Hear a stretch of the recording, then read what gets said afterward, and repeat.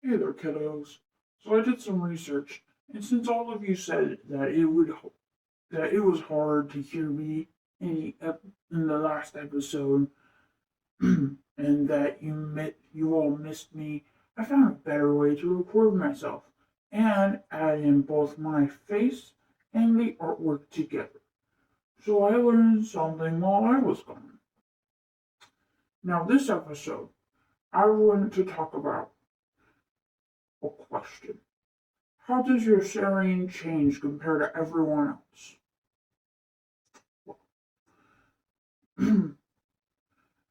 For starters, I think Eucerian continues his goal to survive and help no one else. So to me, that's not a change. But he does change. Eucerian has grown to hate war and cliches involving heroism even more. Just more. He hates it more. We find him chasing himself, trying to explain that he isn't a coward, but later admits that he is a coward. That is also a change. He has grown. That's a lot. He learns to love hospital life. Now that is also a change. Before he hated it because he knew he couldn't stay forever. He also knew that meant that he had to leave. He liked the hospital because he got to stay, but he didn't like it because he wasn't really doing much. Now, but he likes it better after Dr. Nika explains that he should start faking a liver illness instead of appendicitis. That's what makes him love hospital life more.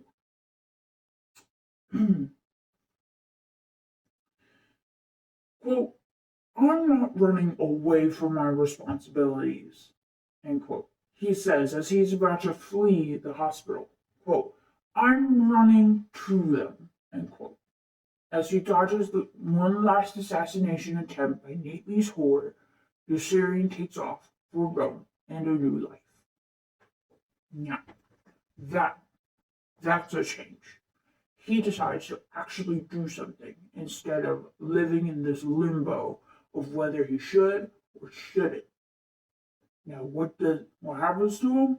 We don't know, but he does decide to leave, and that's a good thing, ish.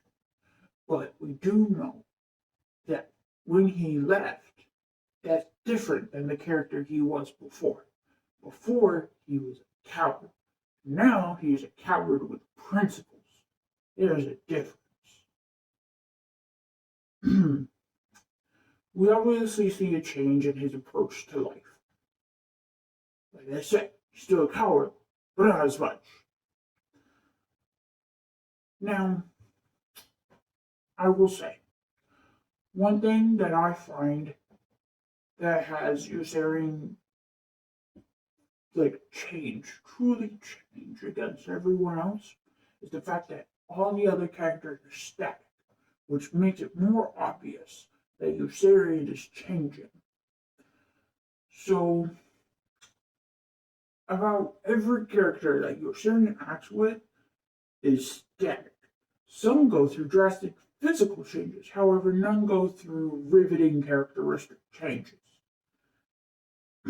Especially Colonel Cathcart or Neatly and Hungry Joe.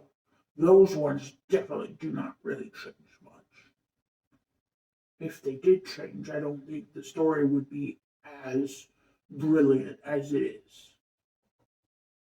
I believe that these characters are made to be static because we see the story go through the narrator's view. Our main character, Yossarian, goes through extreme subtle changes. So I do believe that it was a lateral move to create more space for our main character. Think about it. If there was a different narrative and point of view, I think that the background characters would be would have more dynamics to them. I also think that the story would have a different outcome and couldn't be as elusive and creative as it is with its writing. current. I think that it is important that it is written the way it is and that most of the characters are static. Well, pretty much all the characters are static except you, Sherry. And that's because if they weren't, then we'd have to not only invest more time, but I don't think the story could move on. I don't think it could.